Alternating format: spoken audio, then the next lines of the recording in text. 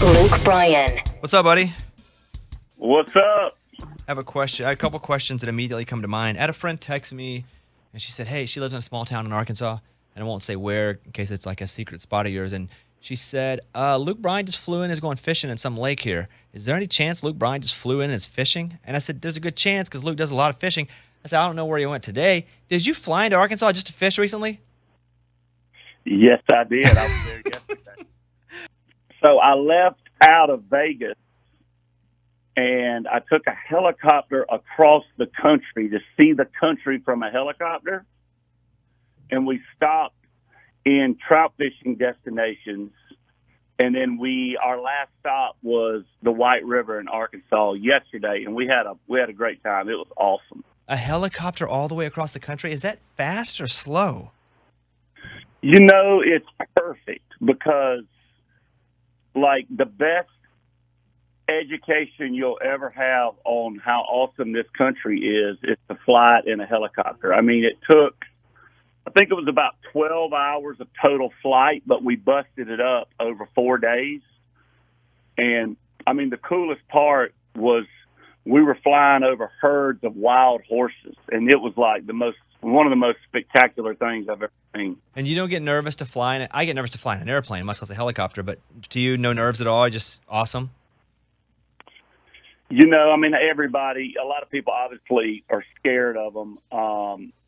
The one that I'm in is the safest you can have, and my pilot is, I mean, he's a 21-year retired Apache pilot. So he flew in Afghanistan for 21 years, and, you know, it's just all about being as safe as you can be. And but it's been it's pretty amazing when you see the changes of the landscape. At one point, Bobby, we fished a river that was coming out of the side of a mountain, and we flew that river from northern Wyoming. We flew that river from Wyoming to Nebraska, one river. Dang. And so you did this after leaving Vegas. So was it a residency show, and you're like, this is a trip I've always wanted to make, so we got it organized. Let's go do it. Yeah, we did it. I played my show Saturday in Vegas. And then Sunday morning, we left at 7 a.m. and flew up to Wyoming and flew through the Rockies. And I mean, it's spectacular. It was amazing. It's awesome. Luke Bryan is on with us right now. And my second question immediately is I look behind you, and there are, I mean, I counted 13 guitars just in what I can see, you know, in your video here. Why so many guitars in the house? Like, do every one of them have a different sound? I don't understand. Well, I mean, what's fun is this is my songwriting room, and so when I have songwriters come over, first of all, I tell them don't bring a guitar, and then some of these songwriters that come in, they'll see a guitar that they've always wanted to play, and that'll be the one that they play for the day when they're writing. But over the years, you know, being out on the road, going into multiple, you know, anytime you purchase a guitar, it's always a great investment. If you purchase a great guitar, so I'm not a crazy guitar collector, but I have quite a few acoustics that I love, and I'm a big, anyway. Well, you tell people not to bring a guitar, but let's say you said, hey, Bobby, can't wait to write a song with you. Come over, and I get there, and I'm like, well, Luke, I'm left-handed. Where's your left-handed selection? Do you have those, or are you discriminatory toward people like myself? Well, you got to give me a minute, and we'll read, and flip it upside down. You know the deal. Yeah, then you bust it. Well, the nut breaks because all the strings are. Anyway. All right, Luke Bryan's on with us. We're going to get to this new song coming up in just a second. But I got a couple things I wanted to ask you about as far as things I've seen on the internet. And I was watching this clip of you with a baby, and I didn't have the sound on. I had no context. And I just thought you were singing with, like, a nephew or a niece or something because I didn't know. And then I further investigated, and that wasn't the story. So how did you have a random baby in your arm while singing? Well, obviously, when you think of the movie Sweet Home Alabama, and it's like you have a baby in a bar. So I was, during All My Friends Say, I I go out into the crowd, and I'm going through the crowd singing. All my friends say we're rocking, life's good, and I see a woman holding her. I mean, it wasn't a baby, but it wasn't a toddler. It was like that 6 months old range. I mean, it was holding its head up. Right? I mean, it looked like a baby to me, but what do I know? Anyway, I got you. Go ahead. It wasn't newborn, but yeah. So I'm like, a baby. This is gonna be amazing. So I just grabbed the baby and started singing, and then to cut up with the mother, I just walked off from her and just kind of, I guess maybe I'll have kidnapping charges filed against him. But anyway, I took him on stage and sang a little bit, and it was a funny moment, and when we, through the craziness of Vegas, when the mother came and got the baby, I was like, at some point, this show is so crazy. At some point, I got a baby, and what was funny is my 14-year-old Bo. He's on Instagram, so he's always seeing what Dad's up to, And that night, Bo called me. He's like, "Dad, did you adopt a baby?" And I'm like, "Yeah, I'm bringing him home. He's he's going to be a great little brother. You're going to love him." So it was. Anyway, I let him off the hook, though. Luke Bryan's on with us. He's got a brand new song called Country On, which we're going to play in just a second. As far as when you do songs with other artists, because I was listening to Jordan Davis Buy Dirt a little bit ago, and Jordan's a close buddy of mine, and was just talking to him about the song and how it's really changed his career. It's a massive song for him. And I'm sure that you get so many requests to collaborate with artists and beyond that you have to say no to because you only have so much time and capacity. But why that song with Jordan Davis? What about it made you go, I want to be on that one? Well, I think, collaborations seem like I think the pop world kind of really started collaborations 5-6 years ago to where I don't think there is a pop song out there that isn't a collaboration anymore. But so I think country has morphed into a little bit of that. And but long story, when Jordan sent me the song, it just, I've always told people, you get the question all the time, who do you want to collaborate with? And I have always said the song will dictate the collaboration. And so when Jordan sent me the song, the song spoke to me. It obviously, I mean, I've really been blessed and have gotten several farms through the years that I love to go take my boys hunting and fishing on. So when I heard the song, it just really spoke to me. And like I said, Jordan's just a great, sweet soul, down to earth. And I just felt like it'd be fun to be a part of it. I never wanted to, through all this, I wanted Jordan to have the credit.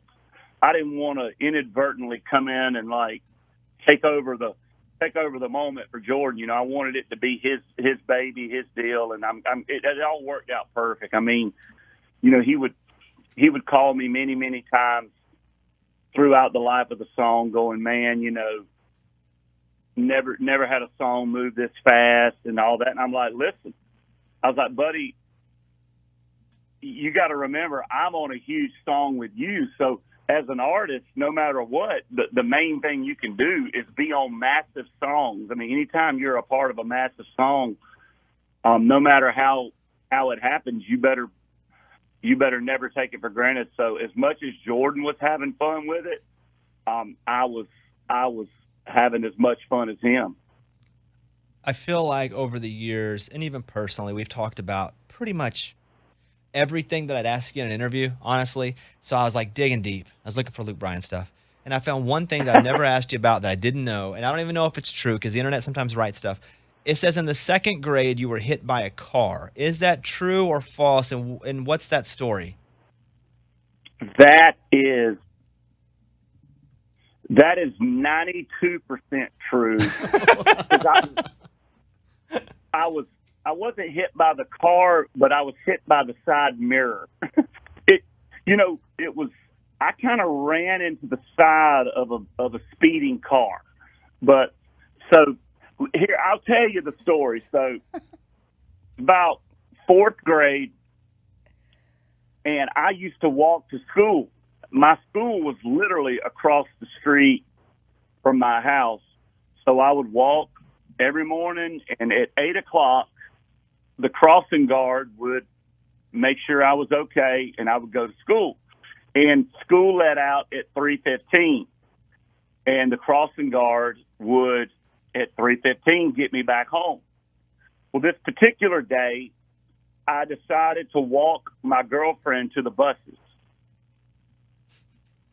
which made me late for coming back across the road to get back to my house. So I was about 3:35 to cross, and the crossing guard had left. So a school bus is coming down the road. Now, we're not talking about a highway here. We're talking about Leesburg, Georgia. I mean, it's not, anyway. So a school bus pulls up and lets the stop sign out for me to cross, and I take off running, and a car runs the stop sign, and I run into the side of the car and get hit with the rearview mirror of the side mirror. And it spins me around in the road. The car slams on brakes, and I take off running to the house. Anyway. So the next morning, the principal calls me in, wants to know why I was 3:35 crossing the road. And I said I had walked my girlfriend to the buses, and I actually got, I had in-school suspension because, I got hit by a car, and then I still had to do, in-school suspension. So it was tough. It was different times back then, but okay. But it was it's not like the car hit me and I rolled up on the hood and landed. I kind of ran into it was a perfect timing thing. Well, you almost died. That's what I hear. Luke Bryan almost died. Wow. Right then. We're lucky to have him. I have two questions left for you, and that's it. Number one is, speaking of cars, you're not a guy, at least that I know of, and I've, obviously seen you around town. You've driven over to the house before. You're always in a truck, like a normal, nice truck. I've never seen you in a crazy, fancy car. Did you ever have that stage where you bought some crazy car when you first started to make big money or huge success? The only fast car I ever bought was when I heard about the Hellcats coming out. The Dodge Hellcats. I knew a Dodge dealer, and I called him, and I pre-ordered 2 of them. And I gave one to my dad, who he still has it. And then I kept one, and I drove it. I probably drove it 10 or 15 times. And then somebody offered me a crazy price for it, so I sold it. But I've never been like a fast car kind of guy. I'm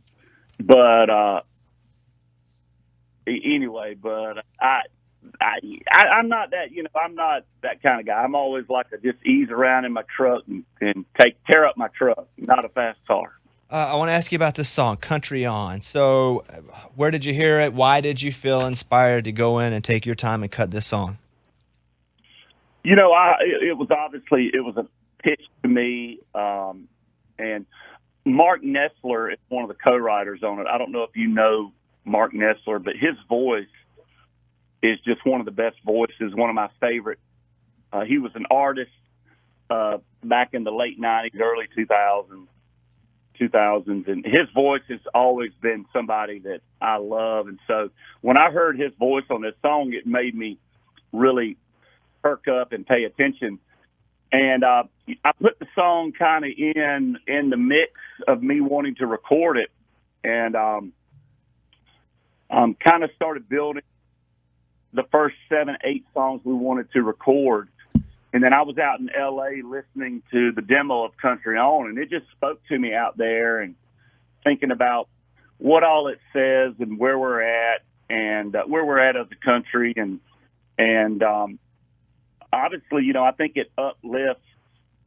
Obviously, I feel like it's a song that really speaks to the country audience, but I think it's a real patriotic song, and it tells us all to country on and unify and band together. And it's kind of one of them things. Once I really, really dug into the song and fell in love, we went in the studio and tried to even make it more special. And now here we are, through the 4th of July. Through the 4th of July and stuff, have it out. It's pretty amazing stuff. Well, we're going to play it now. It is the new one that we world premiered. It's from Luke Bryan called Country On. By the way, Luke's got a few more dates in Vegas, September, November, December. His Raised Up Right Here tour all over arenas and amphitheater through the end of October, and obviously the farm tour. So if you live somewhere that you can fly over in a helicopter, Luke's probably going to be there playing a show at some point before the end of the year. All right, Luke, good to see you, buddy. I will hopefully see you soon, and I hope that the summer's great for you.